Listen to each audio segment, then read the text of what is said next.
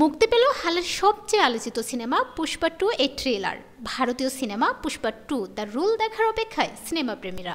রোববার সিনেমাটির official trailer মুক্তি পেয়েছে, যা এর মধ্যে সোশ্যাল মিডিয়ায় ব্যাপক সাড়া ফেলেছে। সুকুমার পরিচালিত এবং আল্লু অর্জুন ও রাশমিকা মান্দানা অভিনীত এই সিনেমাটি 2021 সালে মুক্তি পাওয়া পুষ্পা দ্য রাইজ সিকুয়েল। প্রথম সিনেমাটি বক্স অফিসে সাফল্য লাভের পর পুষ্পা 2 নিয়ে দর্শকের মধ্যে যে অপেক্ষার প্রহর ছিল, ট্রেলার মুক্তির মাধ্যমে তা আরও বাড়িয়ে দিয়েছে। ট্রেলারটি শুরু হয় পুষ্পা রাজের শক্তিশালী উপস্থিতি নিয়ে, যেখানে প্রথমে দেখা যায় পুষ্পা ও তার শত্রুদের সঙ্গে তীব্র সংঘর্ষ। এছাড়াও আল্লু অর্জুনের অ্যাকশন দৃশ্য এবং চমকপ্রদ ডায়লগ দর্শক মনে আরও বেশি কৌতূহল সৃষ্টি করেছে। আসছে 5 ডিসেম্বর বিশ্বব্যাপী সিনেমাটি মুক্তি পাবে।